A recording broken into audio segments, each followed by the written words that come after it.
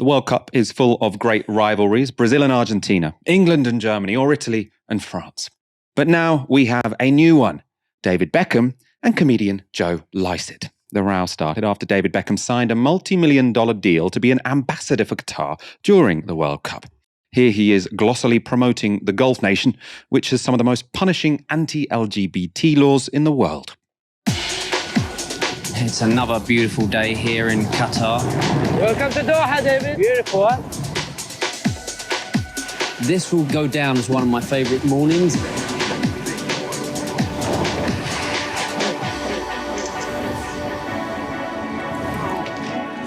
People in Qatar are very proud of their culture. The modern and traditional fuse to create something really special.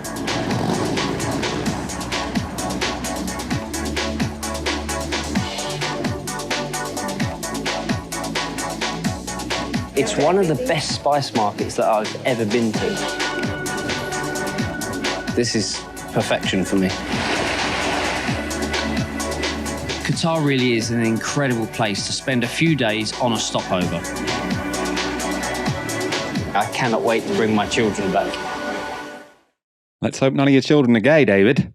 Otherwise, it won't necessarily be the most enjoyable holiday for you all. That Beckham deal led comedian Joe Lycett to post this ultimatum to social media. You were the first Premiership footballer to do shoots with gay magazines like Attitude, to speak openly about your gay fans, and you married a Spice Girl, which is the gayest thing a human being can do. But now it's 2022, and you've signed a reported £10 million deal with Qatar to be their ambassador during the FIFA World Cup. Qatar was voted as one of the worst places in the world to be gay. Homosexuality is illegal, punishable by imprisonment, and if you're Muslim, possibly even death. You've always talked about the power of football as a force for good, which suggests to me that you've never seen West Brom. But generally, I agree. So with that in mind, I'm giving you a choice. If you end your relationship with Qatar, I'll donate this 10 grand of my own money, that's £1 for every million you're reportedly getting, to charities that support queer people in football. However, if you do not, at midday next Sunday, I will throw this money into a shredder just before the opening ceremony of the World Cup and stream it live on a website I've registered called benderslikeBeckham.com. Not just the money, but also your status as a gay icon will be shredded. You'll be forcing me to commit a crime. Although even then, I reckon I'll get off more likely than I would if I got caught whacking off a lad in Doha. After that, a countdown began, and a week later, the World Cup opened, and with still no word from Beckham, this happened.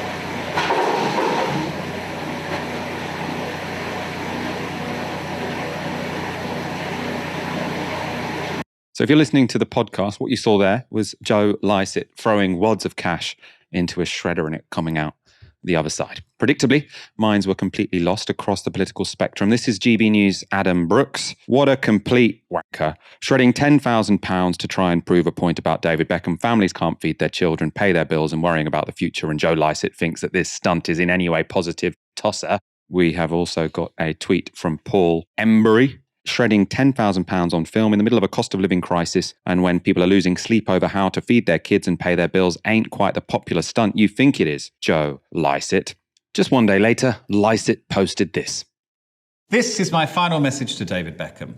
It's me, that prick who shredded loads of money in a cost of living crisis. So, where were we?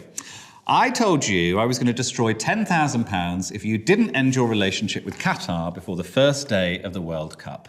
And then, when you didn't end your relationship or even respond in any way, I streamed myself dropping 10k into a shredder. Or did I? I haven't quite told you the whole truth. Because the truth is, the money that went into the shredder was real, but the money that came out was fake. I would never destroy real money. I would never be so irresponsible.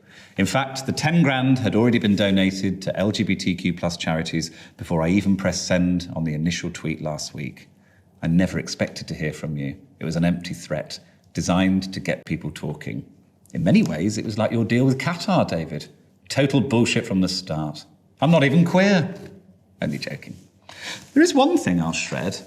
This is your Attitude magazine cover from June 2002, the first ever cover of a gay magazine with a Premier League footballer on it.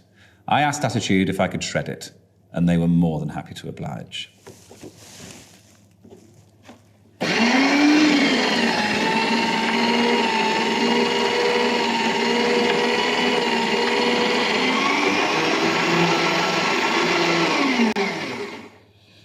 Gosh, it's all been quite a lot, this, hasn't it?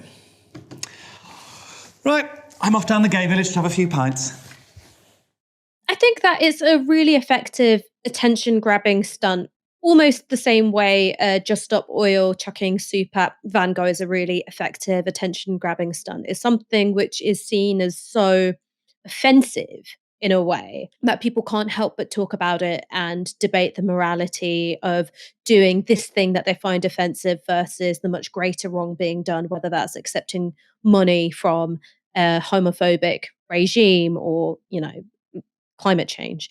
So I think it succeeds on that basis. But I think for me, the questions that I have over Lycett's stunt and the Just Stop Oil stunt is kind of the same one, which is, are we talking about the thing you want us to talk about?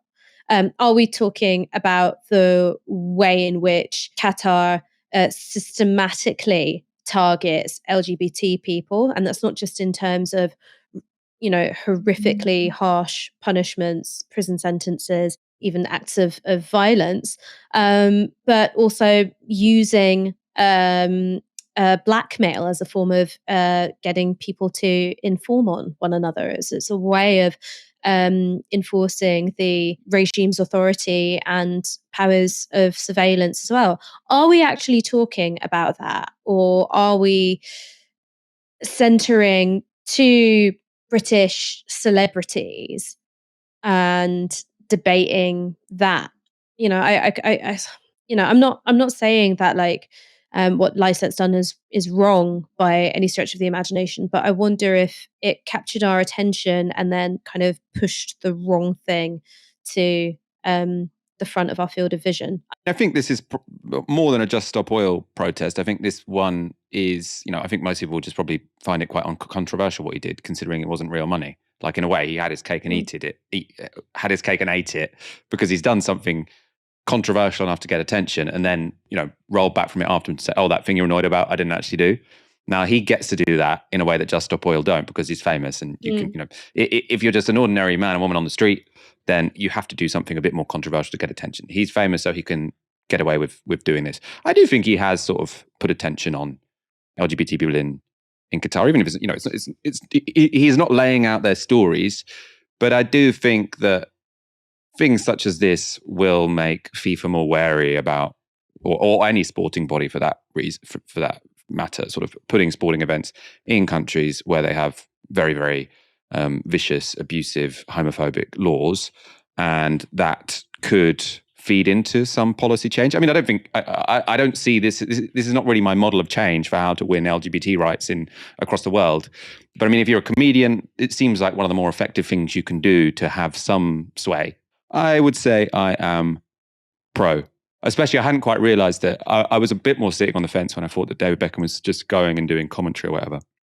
Because I feel it is a bit much to ask people, not to do their jobs, potentially. But this isn't David Beckham doing his job. This is just David Beckham taking cash literally to shill for Qatar. So it's like there's literally no defence whatsoever for what David Beckham is doing. So I think if Joe Lycett has effectively owned him on that, then I'm all for it.